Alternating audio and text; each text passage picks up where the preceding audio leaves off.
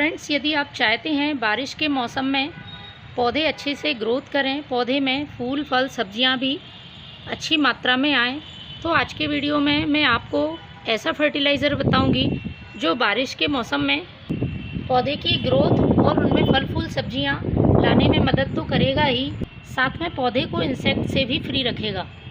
क्योंकि बारिश के मौसम में सबसे ज़्यादा प्लांट पर इंसेक्ट अटैक होता है। लगातार नमी बनी रहने की वजह से फंगस भी लग जाता है। तो इन सब चीज़ों से यदि आप अपने प्लांट को दूर रखेंगे तभी पौधे में अच्छी ग्रोथ और अच्छे फल फूल पा सकेंगे।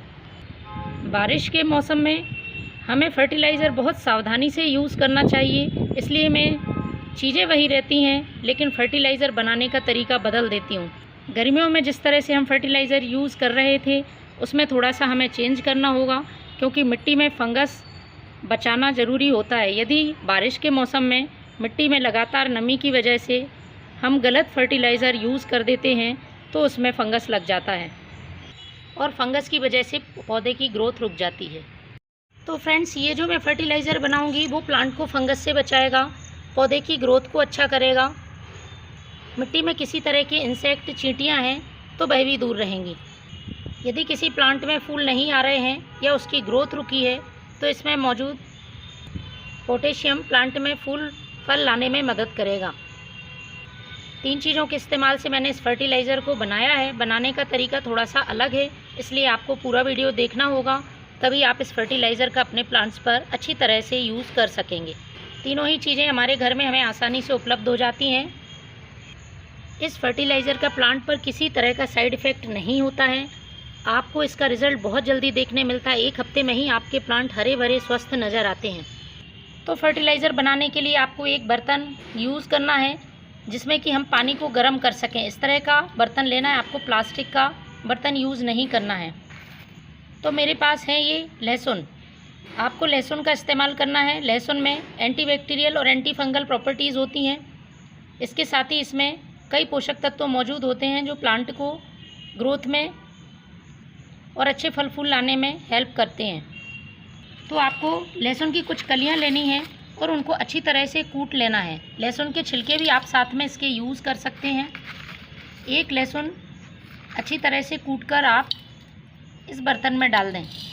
इसमें सल्फ़र होने की वजह से तीक्ष्ण गंध होती है और इस तेज़ गंध की वजह से पौधे में इंसेक्ट और चींटियाँ भी नहीं आते हैं।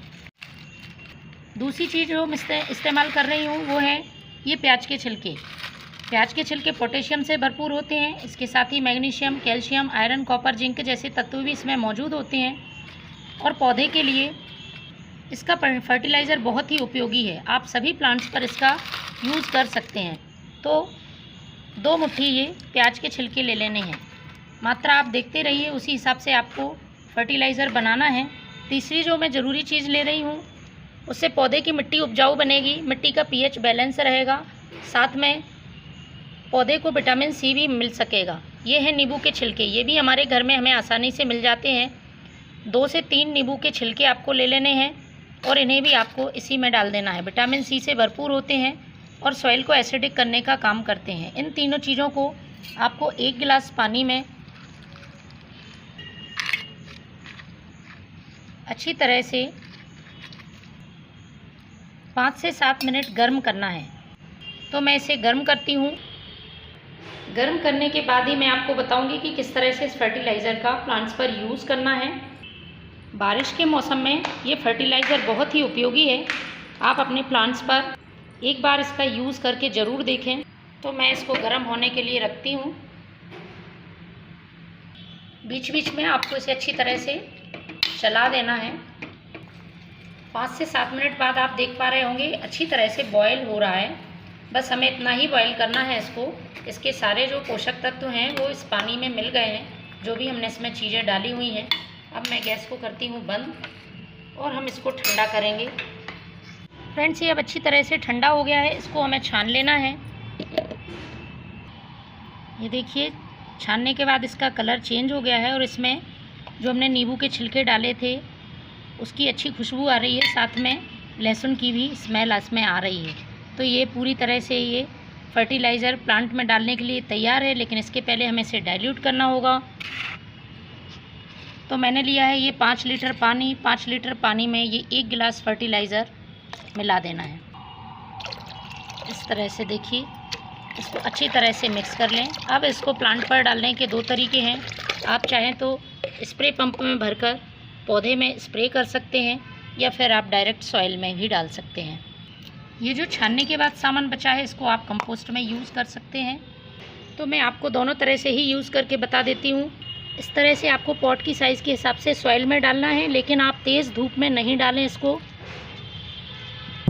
और पौधे को जब स्प्रे करें तब भी आपको तेज़ धूप में नहीं करना है। इस फर्टिलाइज़र को मैं अब इस स्प्रे पंप में भर रही हूँ। इस तरह से आपको अपने प्लांट पर अच्छी तरह से स्प्रे करना है। तो बारिश के दिनों में महीने में 1 बार आप इसका यूज़ ज़रूर करें, चाहे तो आप 15 दिन में भी इसका यूज़ कर सकते हैं। Thank you.